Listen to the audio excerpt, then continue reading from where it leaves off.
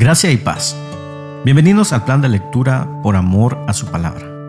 Una lectura bíblica para cada día del año en la versión Nueva Traducción Viviente. Hoy es 19 de febrero. Iniciamos nuestro plan de lectura en Éxodo capítulo 2. Entre los sobrevivientes del crimen del faraón, conoceremos hoy a Moisés, el que será siervo del Señor. Veremos las circunstancias de su nacimiento y luego al crecer, su exilio de Egipto. Continuaremos nuestra lectura en el Nuevo Testamento, en el Evangelio de Lucas capítulo 5. Aquí veremos a nuestro Señor Jesús llamando al camino del discipulado a varios hombres, y asimismo lo veremos sanando toda clase de enfermedades. Regresaremos al Antiguo Testamento, al libro de Job capítulo 19. Aquí, Job se defenderá de las duras acusaciones y pondrá en medio del dolor su confianza en su Redentor, que vive para siempre. Culminaremos nuestra lectura el día de hoy con la primera carta de Pablo a los Corintios capítulo 6. Pablo exhortará severamente a los creyentes para resolver sus asuntos internos con prontitud y discernimiento. Asimismo, llamará a la iglesia a la santidad en sus cuerpos. Y así, damos inicio en Éxodo capítulo 2. Escuchemos. En esos días, un hombre y una mujer de la tribu de Leví se casaron. La mujer quedó embarazada y dio a luz un hijo. Al ver que era un niño excepcional, lo escondió durante 3 meses. Cuando ya no pudo ocultarlo más, tomó una canasta de juncos de papiro y la recubrió con brea y resina para hacerla resistente al agua.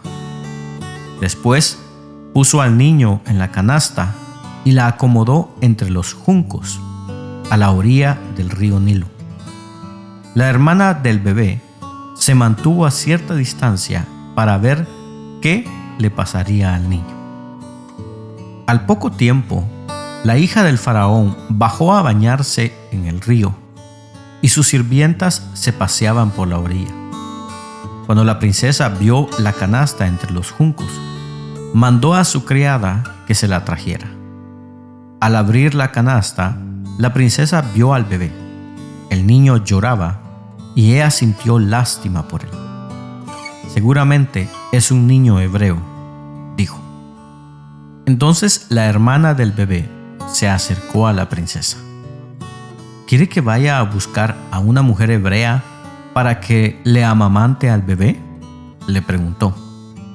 Sí, consígueme a una, contestó la princesa. Entonces la muchacha fue y llamó a la madre del bebé.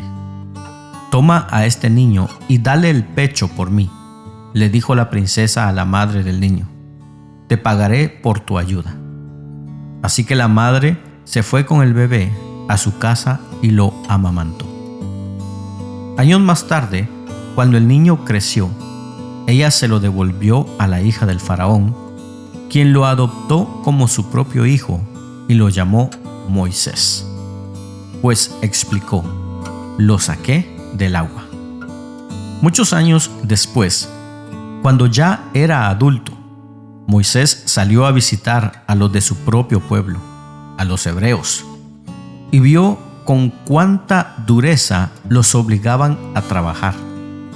Durante su visita, vio que un egipcio golpeaba a uno de sus compatriotas hebreos.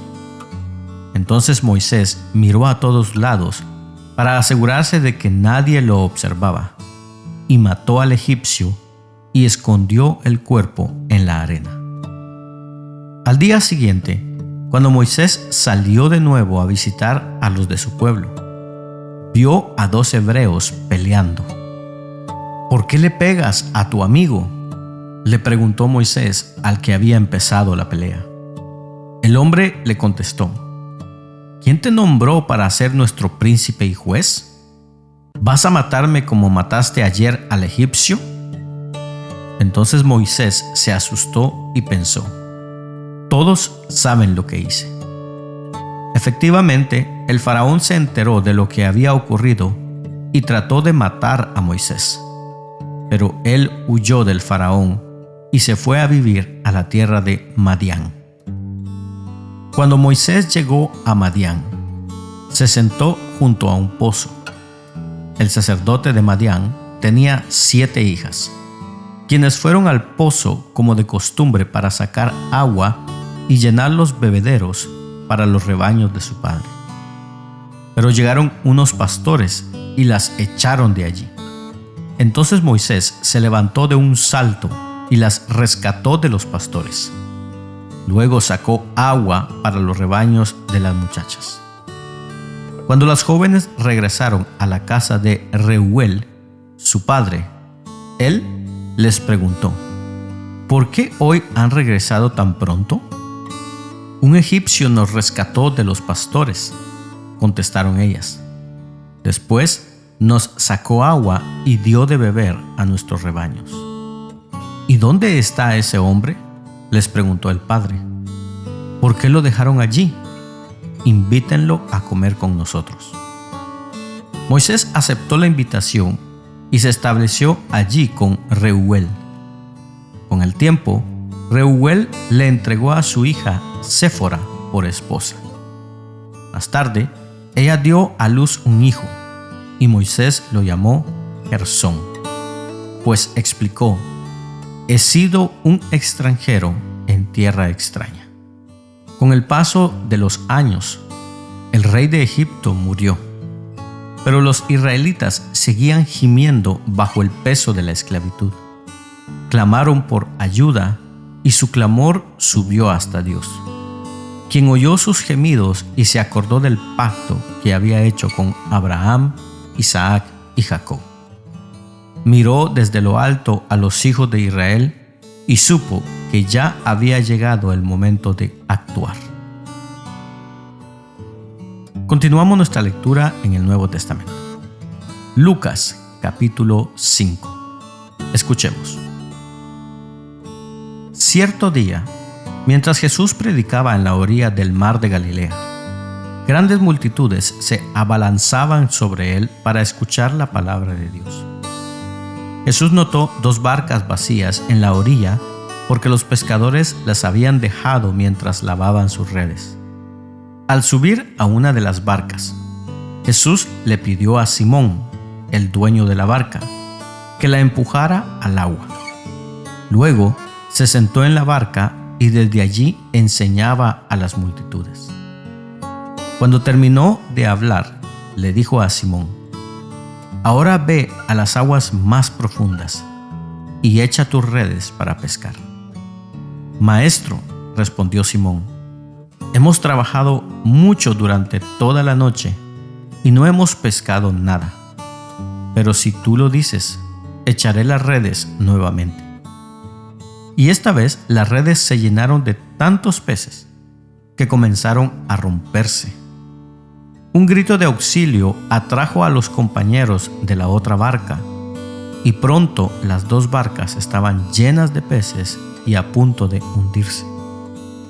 Cuando Simón Pedro se dio cuenta de lo que había sucedido, cayó de rodillas delante de Jesús y le dijo: Señor, por favor, aléjate de mí, soy un hombre tan pecador.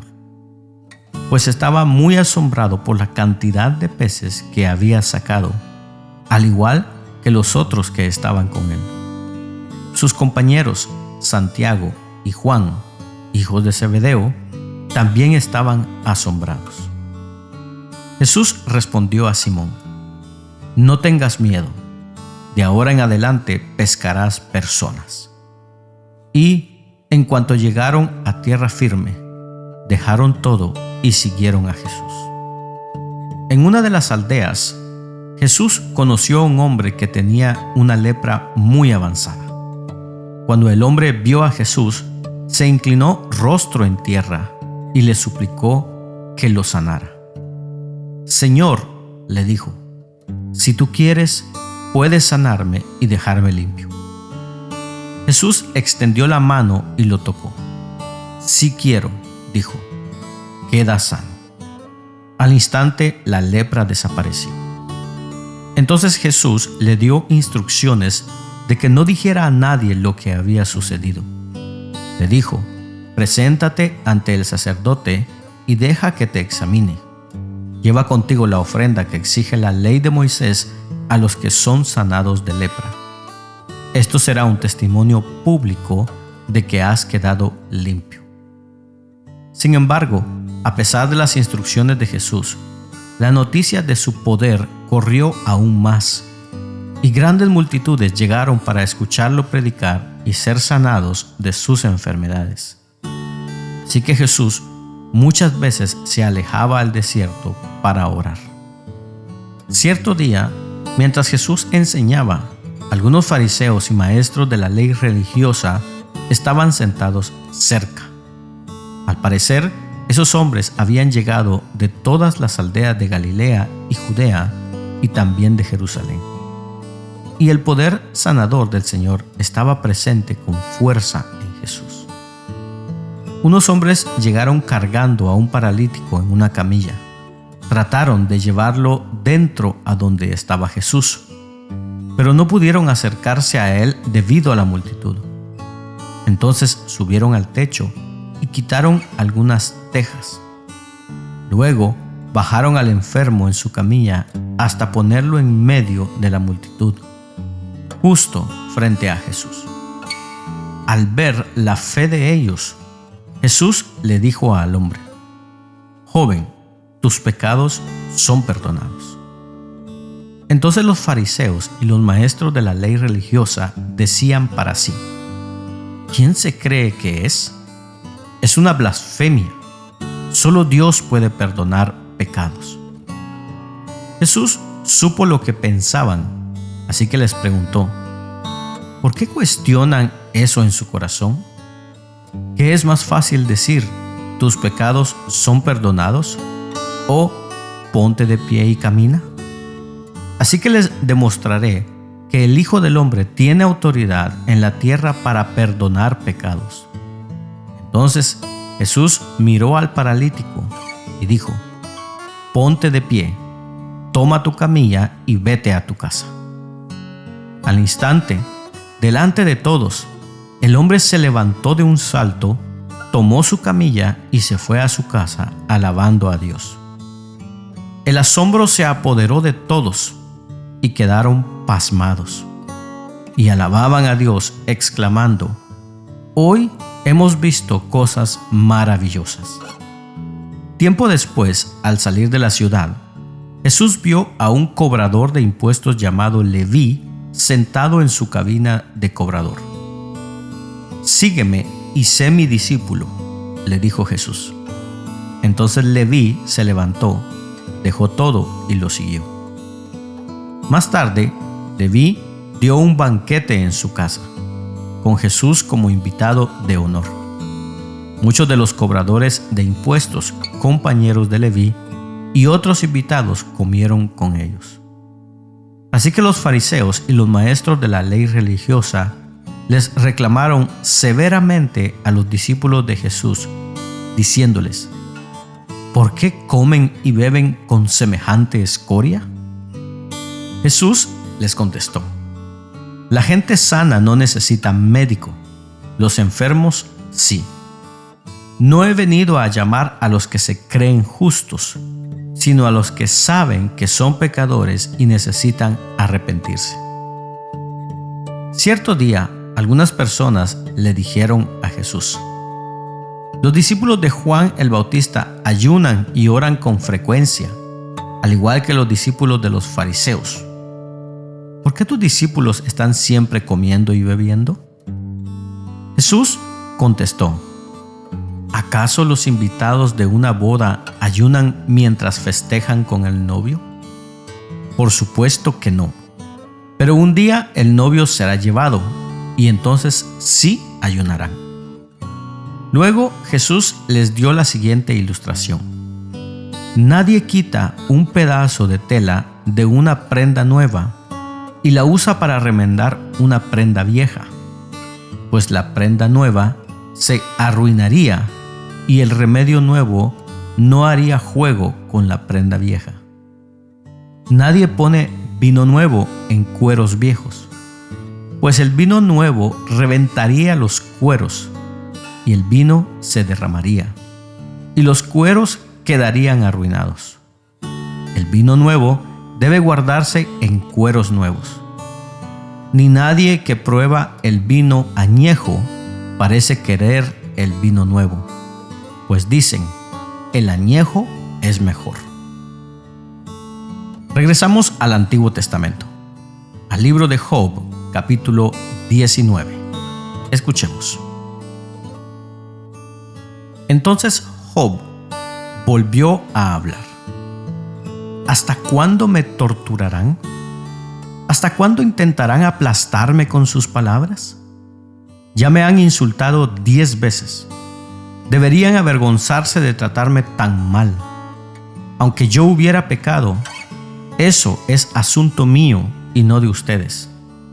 ¿Creen que son mejores que yo al usar mi humillación como prueba de mi pecado? Pero es Dios quien me hizo daño cuando me atrapó en su red.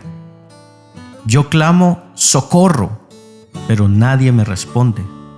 Protesto, pero no hay justicia. Dios ha cerrado mi camino para que yo no pueda moverme. Hundió mi senda en oscuridad. Me ha despojado del honor y ha quitado la corona de mi cabeza. Por todos lados me ha destruido y estoy acabado. Arrancó de raíz mi esperanza como un árbol caído. Su furia arde contra mí. Me considera un enemigo. Sus tropas avanzan y construyen caminos para atacarme. Acampan alrededor de mi carpa. Mis familiares se mantienen lejos y mis amigos se han puesto en mi contra. Mi familia se ha ido y mis amigos íntimos se olvidaron de mí. Mis sirvientes y mis criadas me consideran un extraño. Para ellos soy como un extranjero. Cuando llamo a mi sirviente, no viene. Tengo que rogarle. Mi aliento le da asco a mi esposa. Mi propia familia me rechaza. Hasta los niños me menosprecian. Cuando me levanto para hablar, me vuelven la espalda. Mis amigos íntimos me detestan. Los que yo amaba se han puesto en mi contra. Quedé reducido a piel y huesos y he escapado de la muerte por un pelo. Tengan misericordia de mí, amigos míos. Tengan misericordia, porque la mano de Dios me ha golpeado. ¿Me perseguirán ustedes tan bien como lo hace Dios? ¿No me han despellejado ya bastante? ¿O que mis palabras fueran grabadas? ¿O que quedaran escritas en un monumento, talladas con cincel de hierro y rellenas de plomo y labradas en la roca para siempre? Pero en cuanto a mí, sé que mi Redentor vive y un día por fin estará sobre la tierra. Y después que mi cuerpo se haya descompuesto, todavía en mi cuerpo veré a Dios. Yo mismo lo veré. Así es, lo veré con mis propios ojos. Este pensamiento me llena de asombro. ¿Cómo se atreven a seguir persiguiéndome diciendo, ¿es tu propia culpa? Ustedes mismos deben tener temor al castigo, pues su actitud lo merece. Entonces sabrán que de verdad hay un juicio. Culminamos nuestra lectura el día de hoy con la primera carta de Pablo a los Corintios, capítulo 6. Escuchemos.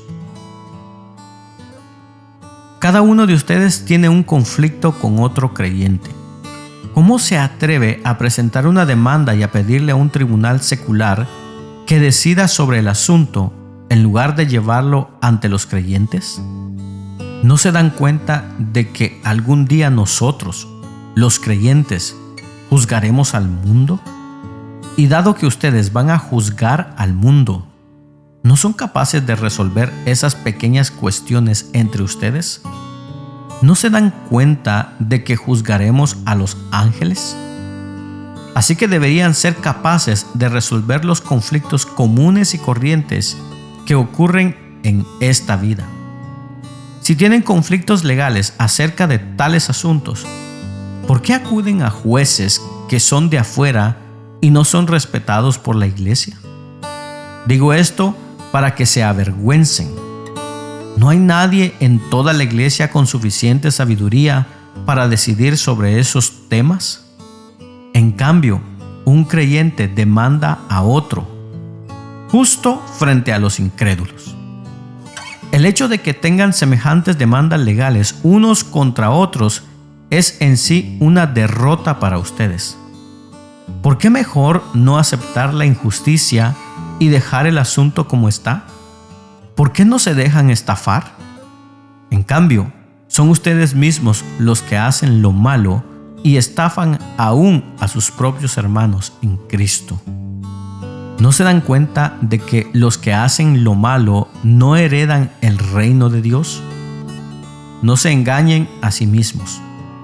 Los que se entregan al pecado sexual o rinden culto a ídolos o cometen adulterio o son prostitutos o practican la homosexualidad o son ladrones o ávaros o borrachos o insultan o estafan a la gente, ninguno de esos heredará el reino de Dios.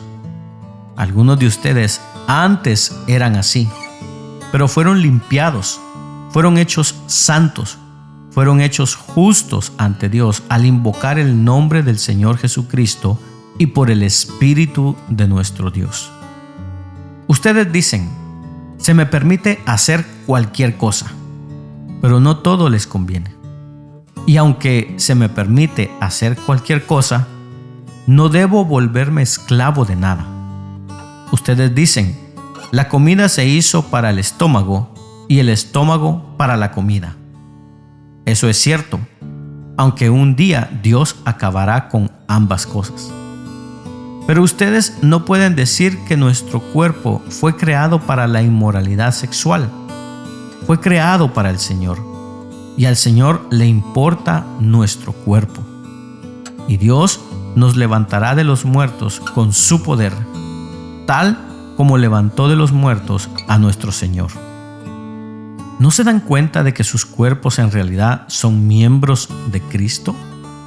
¿Acaso un hombre debería tomar su cuerpo, que es parte de Cristo, y unirlo a una prostituta? Jamás. ¿Y no se dan cuenta de que si un hombre se une a una prostituta, se hace un solo cuerpo con ella? Pues las Escrituras dicen: los dos se convierten en uno solo. Pero la persona que se une al Señor es un solo espíritu con Él. Huyan del pecado sexual. Ningún otro pecado afecta tanto el cuerpo como este, porque la inmoralidad sexual es un pecado contra el propio cuerpo. ¿No se dan cuenta de que su cuerpo es el templo del Espíritu Santo, quien vive en ustedes y les fue dado por Dios? Ustedes no se pertenecen a sí mismos, porque Dios los compró a un alto precio. Por lo tanto, honren a Dios con su cuerpo. De esta manera concluye la lectura del día de hoy. Rogamos a Dios que sea de bendición a tu vida. Puedes compartirlo con tus amigos y familiares. No te pierdas el día de mañana este plan de lectura por amor a su palabra. Síguenos en nuestras redes sociales. Que tengas un bendecido día. Y recordamos las palabras de Jesús: yo soy el camino, la verdad y la vida. Por lo tanto, no hay camino, no hay verdad y no hay vida sino en Jesús.